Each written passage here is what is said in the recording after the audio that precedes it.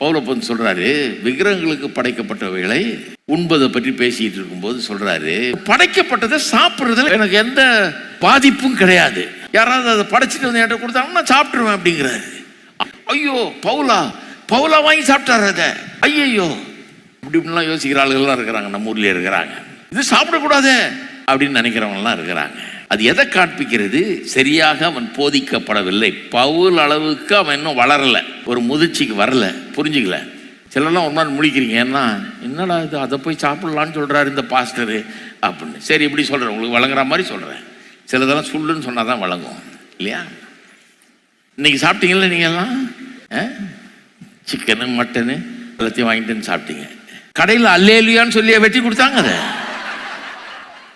அதை வெட்டுறதுக்கு முன்னால எல்லா வேலையும் பண்ணிட்டு தான் வந்து எதுக்கெல்லாம் என்ன படைக்கணுமோ படைச்சிட்டு தான் வந்து அப்புறம் தான் உங்களுக்கு வியாபாரம் பண்ணியிருக்கிறாங்க.